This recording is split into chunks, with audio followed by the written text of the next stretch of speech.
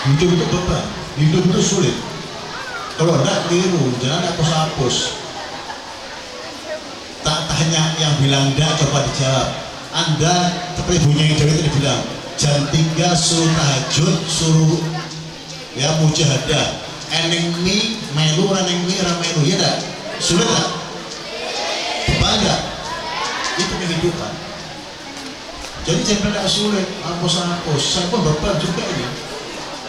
Mau mandek orang iso, waduh, Dawi aja cepat-cepat tips sing bangun. Nah, enggak tak kasih sarapan, enggak ada beban lagi saya. Jadi hidup itu beban. Tetapi karena tugas kita menjalani, jangan dianggap beban. Seringan apapun beban kita, seberat apapun beban kita, tergantung bagaimana kita memporsikan beban tersebut terhadap diri kita. Angel ya, mudah kan? Seringan apapun beban kita dan seberat apapun beban kita, saenteng-entengnya bebannya awak dewe, lan seabot-abotnya bebannya awak dewe kuwi tergantung piye awak dhewe sing nyikapi. Lah gitu loh bahasanya ya. Mudah kan? Paham? Mulai besok ganti nama Fahmi ya. Ben paham kabeh. Lagi-lagi coba. Assalamualaikum. Sallallahu alaihi Nabi Muhammad. Saya mau tanya, pikir ya, seringan-ringan apapun beban yang ada pada diri kita, saenteng-entengnya beban sing eneng-eneng awake dhewe. Inggris itu ya. Dua bahasa wae aja agak-agak. Seberat-berat apapun beban yang ada pada diri kita, saabot-abote beban sing nang awake dhewe kuwi bisa menjadi ringan dan berat tergantung awake dhewe sing menyikapi. Ya. Contoh begitu. Coba goyang.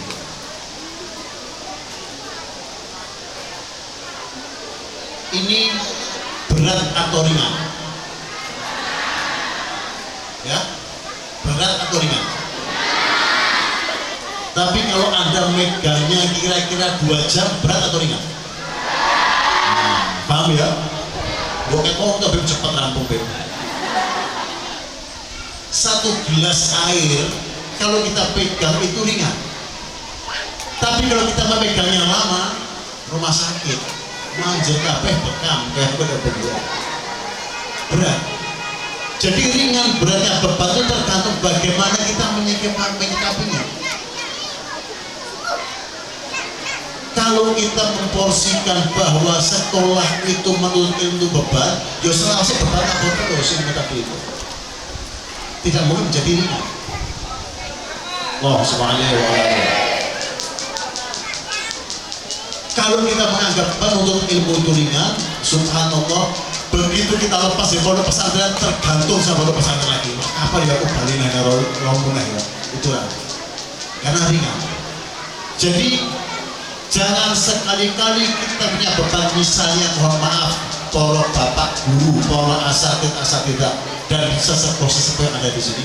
Jangan Anda menganggap bahwa beban yang Anda dapat di sekolah itu akan menjadi ringan nek jenah betul langsung tenggriyo. Gitu. Paham ya? Ngadepi santri romo ini orangnya kon menang belum abot. Misalnya gitu ya, contoh aja. Nek kon mendel kon menang moh. Abot sampai terus juga dipikiran sama guru tadi, pulang dibawa ke rumah. Ketemu orang rumah mesti padu. Banyak gak cocoknya, kenapa? Beban dari luar tadi dibawa pulang ke rumah, jadi beban berat. Jadi beban itu tergantung sikon kita, di mana kita punya beban, ya di situ selesai. Tidak perlu dipakai tempat lain, tidak selesai. Sallallahu alaihi Nabi Muhammad. Ini tak ulang lagi, punya Dewi ada door press terakhir bagi yang mendengarkan. Sing ora saja berarti milih orang rungokku. Tak doakan yang tidak mendengarkan kupinge kualik madhep buri. Ya. Tak doakan madhep buri. Jadi orang itu kok buri terus kan ora krungu. Didengarkan ya. Jadi kalau kita punya masalah di sekolah ini punya satu pelajaran yang tidak paham, misalnya pelajaran nahwu dan golek-golek cepat dirampungke. Supaya kita cepat selesai masalah kita. Kita punya masalah di rumah, jangan kita bawa pulang ke rumah. Tidak akan menyelesaikan masalah di rumah. Di waktu tempat kita di mana punya masalah, di situ kita selesaikan. Di tempat lain kita enjoy. Wah, mudeng enjoy. Orang mudeng wong Jambi, Tebo, mudeng enjoy. Mudeng enjoy. Mudeng. Apa itu? Enjoy itu ya enjoy. Jadi kita fresh. Di tempat lain tidak ada masalah. Jadi menyelesaikan masalah itu bukan di pegadaian. Justru nambah masalah nggak pegadaian. Menyelesaikan masalah tanpa masalah. Coba jenengan kok. Ada teman saya satu orang sudah tua. Itu dia lihat pegadaian syariah menyelesaikan masalah tanpa masalah. Datang ke tempat itu dia bilang saya mau pinjam uang. Berapa? 100 juta. Anggunannya loh, anggunan toh. Kata tanpa masalahnya sampai anggunan masalah buat saya loh. Saya minta tanpa ada anggunan. Oh tidak bisa saya tanpa ada anggunan. Tutup itu kata-kata tanpa masalah nggak mungkin. Jadi pegadaian tidak menyelesaikan masalah. Di mana menyelesaikan masalah? Ya di tempat kita punya masalah kita selesaikan di situ. Terutama para santriwan santriwati kalau punya masalah selesaikan dengan guru yang bersangkutan cepat rampung. Jadi insya Allah di pondok pesantren waktu nuntut ilmu itu maksimal 4 tahun selesai nuntut ilmu ini. Orang dari santri yang dibanggakan seumur hidup dan konon sekolah orang muda-muda. Ya, harus bisa menyelesaikan masalah. Tidak bisa kita bawa ke tempat manapun masalah kita kecuali di mana kita punya masalah kita selesaikan. Ini biasanya orang-orang tua, mohon maaf, para pekerja, para pedagang, para guru, ya punya masalah pulang ke rumah masalah terus perlu. Bojoran udah apa sih ngenteni ning omah wis masake, sudah mau bikin kopi, teko sing lanang mengut. Biar ngapun terus wis elek ireng mengut. Ini hajar aswad cidoya wong akeh, ya wong akeh lha elek arep bojone kok ngambung kok wong liya. Merengut.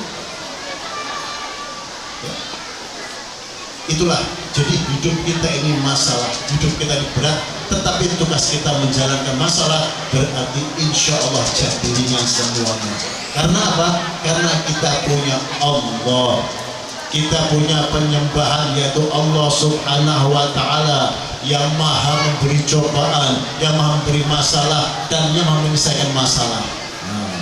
Dua masalah ya Rob, kula gada masalah boten pinter-pinter, Allah mudeng nek ora pinter. Dua masalah utang boten rampung-rampung mudeng rasa bayar karena Allah tahu yang ngatur itu Allah. Kita punya masalah, Allah yang mengatur. Jangan lapor sama Allah, tapi ya masalah. Wahai masalah yang menghadapi diriku, wahai utang, aku tidak takut dengan dirimu. Tak sampai duh, Insya Allah, ini masalah dirimu selesai no. Nah, gitu. Lapor sama Allah, selesaikan ya Allah masalah saya. Betul wong pinter pi. Karena engkau yang bikin saya semacam ini ya, aku yakin bahwa engkau yang akan membuka segalanya. Engkau yang makin pandai saya, engkau yang bikin saya kembali kepada dirimu ya Rabb. Kayak utang pinter. Oh, ya Rabb, ya Rabb, ini orang setia. Ya, paham ya? Saya ngantuk angkat tangan tak duit, yang ngantuk angkat tangan kasih duit. Waduh manfaat saya belum minta cek ngomong. Wes, boleh ngantuk mas, asal ya ngantuk. Wah itu duit ngantuk baru duit. Saya bilang nanti ngantuk itu duit saya cetak keren dulu. Usut duit kadoan, duit ngantuk apa saya? Tak dongake sing ngaku di tempat ini mimpi indah. Apa mimpine? Diberi malaikat yang orang ngaji tak cokot kupingnya. Ya, itu yang pertama. Jadi hidup kita itu adalah menjalani masalah, bukan takut dengan masalah, jalani masalah dengan benar. Kembali ke tempat satu masalah tadi yang sudah dibahas oleh Ibu Dewi tentang bulan Sya'ban. Banyak tadi yang kata Ibu Dewi ada 7. Keutamaan bulan Sya'ban ada 7. Ini orang malaikat tak sontek ke malaikat. Dia tak kayak ini. Mana ini? Itu abis ini malaikat. Ini malaikat. Orang malaikat sontek. Bisa begini dia sebetulnya.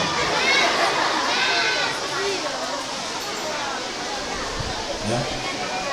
Idkhal surur fi qalbi mu'minin. Itu amalan baik. Memasukkan kebahagiaan ke hati senang malaikat. Artinya senang bunga. Bawa kayak duit kali kita ini. Clear merah, kuning, hijau di langit yang biru. Subhanallah. Kayak senang permen sejiwa senang. Nah si gede-gede kayak duit orang jadi 5.000. 5.000 juga saya ketahui. Ini kan malah lebih. Terus saya ketahui adalah sebagai dolar beras. Ya. Ada 7 tadi dengan Bunda Dewi bulan Sya'ban. Kemuliaan bulan Sya'ban adalah karena bulan ini bulannya Kanjeng Nabi Muhammad Sallallahu Alaihi Wasallam.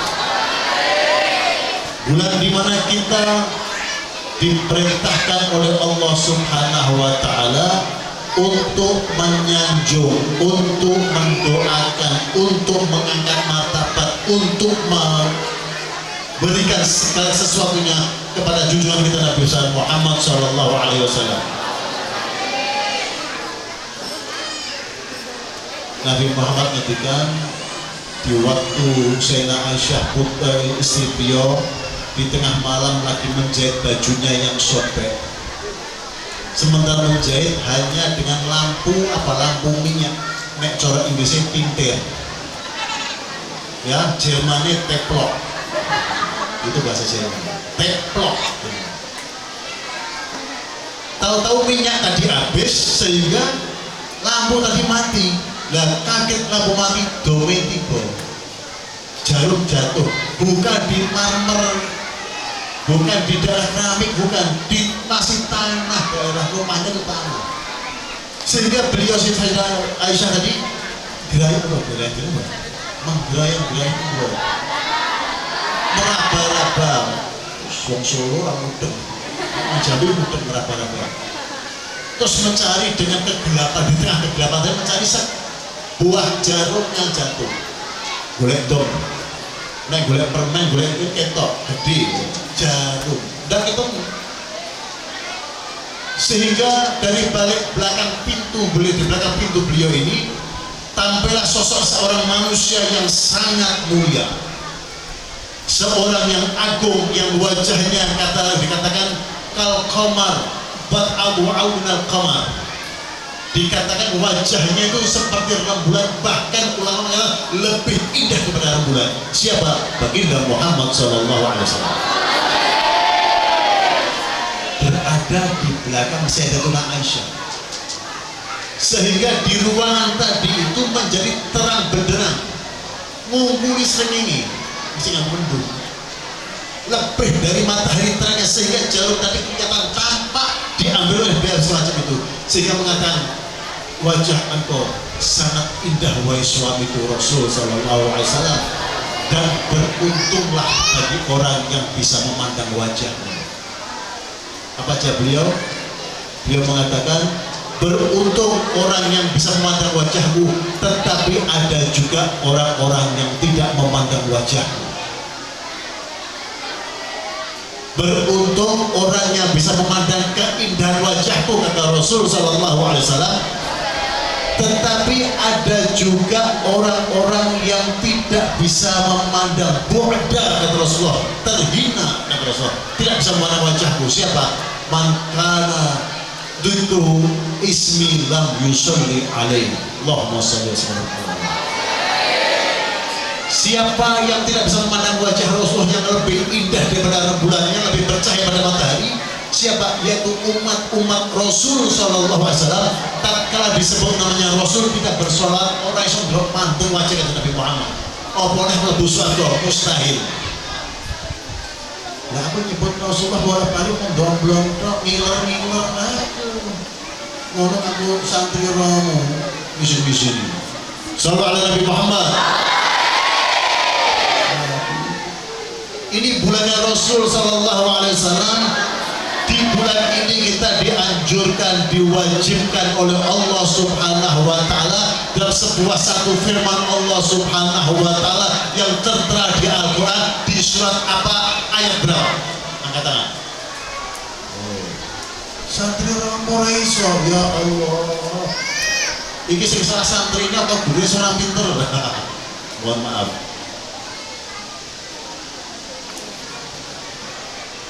Surat apa, ayat berapa yang memerintahkan kita sholawat kepada baginda Muhammad SAW? Ayo. 1, 2.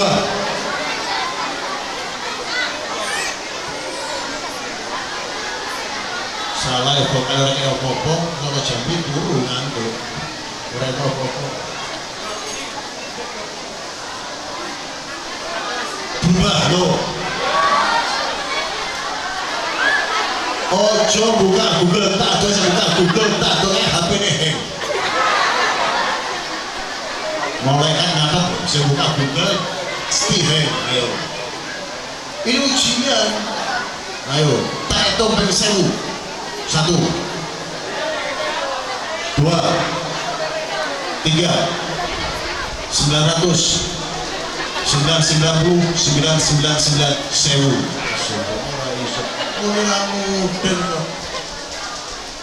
Surat Al-Ahzab. Memang nyesel itu bokeh. Ayat berapa? Ayo, ayat kok 10.000. Ayat berapa? Angkat tangan. Belakang kudung merah, belakang sendiri. Kudung merah, jilbab merah, belakang sendiri harus ngacung. Nah, orang itu tak sekos. Wah, wis. Ayo. Ayat 56. Bagaimana Pak Ustaz? Ustaznya nambah itu. Ya, ayat 56. Bunyinya a'udzubillahi minasyaitonir rajim. Innallaha wa malaikatahu yusholluna 'alan nabi. Ya ayyuhalladzina amanu shallu 'alaihi wa sallimu taslima. Allahumma shalli wa sallim wa barik 'alaihi wa 'ala sadaqallahul 'azim. Li dapat 10 miliar untuk menurut santromu ini 10 miliar.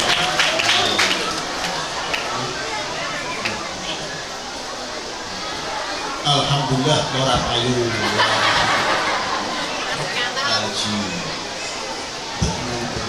belum sampai situ pelajarannya baru apa kalau makan Allahumma barik lana ada ya.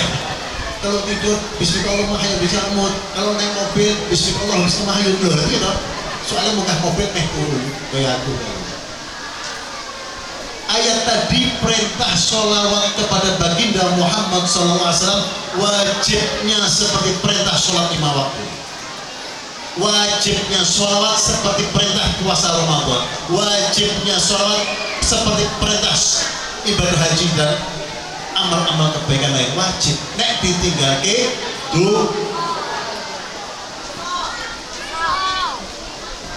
kita delok meneng gara-gara delok satu pembukaan kemarin. Jadi mendomlo kabeh.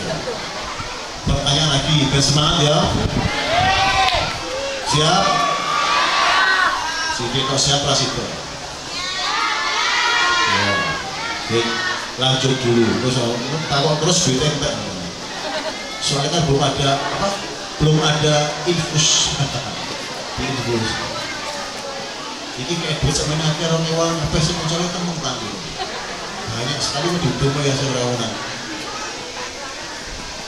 Jadi di bulan ini kita diwajibkan sholawat kepada baginda Muhammad SAW yang mana perintah ini perintah yang sangat mulia dibanding perintah lainnya dari Allah Subhanahu Wa Taala.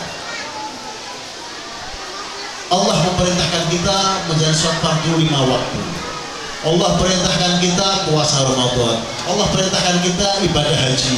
Allah perintahkan kita berbakti kepada orang tua. Allah perintahkan kita belajar. Allah perintahkan kita berbuat baik. Banyak perintah Allah Subhanahu wa Ta'ala yang menjadi kewajiban kita dari Allah, tetapi tidak satu pun Allah menjalani perintah tersebut. Nanti mirang ayat Al-Quran atau hadis yang mengatakan Allah lagi sholat, ada nggak? Karena Allah tidak pernah sholat, karena perintahnya Allah Subhanahu wa Ta'ala. Allah perintahkan kita berbakti kepada orang tua, Allah tidak berbakti kepada orang tua, karena Allah lam yalid wa lam yulad. Allah perintahkan segala macam, Allah tidak lakukan, tetapi hanya satu perintah yang mulia ini, perintah yang istimewa, perintah sholat kepada baginda Muhammad SAW. Sebelumnya Allah mendahului, innallaha, sesungguhnya Allah Subhanahu wa Ta'ala. Pertama Allah berdua, sesungguhnya Allah Subhanahu wa Ta'ala wa malaikatahu, dan semua para malaikat-malaikat Allah Subhanahu wa Ta'ala, yusholluna 'alan nabi, bersolawat senantiasa. Memakai kata-kata nek coro hukum Al-Qur'an ini adalah pakai, ini cara tahunya adalah fi'il mudhari. Itu satu. Aku sekolah fi'il mudhari yang artinya senantiasa, always, selalu. Kalau always, selalu, tidak pernah mandek, ya, tanpa berhenti. Dari mulai kapan? Dari mulai Allah menciptakan Nur Muhammad Sallallahu Alaihi Wasallam sampai nanti kiamat, Allah selalu bersolawat. Makanya pertanyaan saya mau tanya kepada adik-adik semua yang ada di sini, kira-kira sekarang ini Allah lagi apa? Allah lagi bersolawat. Lu kok dapat hadiah? Dan jawab pada orang angkat tangan. Namanya angkat tangan itu hadiah. Allah dulu solawat, setahun yang lalu solawat, kemarin solawat, sekarang solawat, besok solawat, dan kapanpun solawat, tidak pernah berhenti. Cukup jaminan. Kenapa Allah solawat? Bukan berarti Allah di bawah Rasulullah, tidak. Allah solawat kepada baginda Muhammad adalah Allah mendoakan Rasul, Allah menjaga Rasul, Allah mengayomi Rasul dari segala perbuatan yang tidak dikehendaki Allah Subhanahu wa Ta'ala. Dumoni Gusti Allah cukup, maha cukup di Kanjeng Nabi Muhammad Sallallahu Alaihi Wasallam. Cukup dari Allah.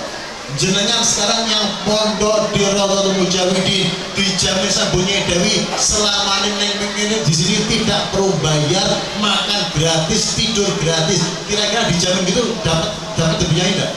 Dapat dijamin dong. Saya gue pondok. Yo masih mengiyakan dijamin. Ini Allah yang memiliki semua makhluknya. Jamin ngajeni wate Rasulullah. Awakmu tak jamin, tak jogo, tak lindungi. Cukup. Tidak ngefek, lain nasional nggak ngefek, cukup itu dari Allah sudah cukup untuk baginda Muhammad SAW, sehingga beliau mendapatkan maqam mahmuda, dapat maqam yang tinggi baginda Muhammad SAW. Yang kedua, malaikat bersolawat kepada baginda Muhammad SAW. Untuk apa bersolawat kepada baginda Muhammad? Sesungguhnya sholawat malaikat adalah kalau Allah mendoakan baginda Muhammad, kalau sholawat malaikat mendoakan umat-umat baginda Muhammad yang bersolawat kepada baginda Muhammad Sallallahu Alaihi Wasallam. Sing sholat atau nggak akan didengar malaikat, jangan sholat atau nggak malaikat. Ya, mendoakan diri kita. Dan ketahuilah ijabah dungone malaikat ijabah. Yang ketiga, apa kita sholawat? Untuk apa kita sholawat? Apakah dengan sholawatnya umat manusia di dunia ini, kalau semua sholawat kepada baginda Muhammad, makomnya bukan naik? Atau sebaliknya, kalau satu dunia tidak bersolawat, apakah makomnya turun? Tidak ngefek, tidak ngaruh kepada kedudukan baginda Muhammad. Cukup dari Allah sudah cukup. Nah, untuk apa kita sholawat? Diri kita sholat adalah untuk diri kita sendiri. Man sholat alaihi marratan sallallahu alaihi bi asyra marrat. Barang siapa bersolat kepada baginda Muhammad satu kali, dibalas Allah 10 kali kebaikan, 10 kali rezeki, macam-macam dari Allah SWT. Makanya sholawat atau lesani biasa untuk bersolawat. dengan Nabi Muhammad dia aja duduk-dudukan dah dulu. Lah piye duduk-dudukan subhanallah. Soalnya Nabi Muhammad nek pusing kene tak duduk tungkek wae jero kertas. Ya. Jadi sholawat kepada baginda Muhammad di diri kita adalah untuk diri kita sendiri.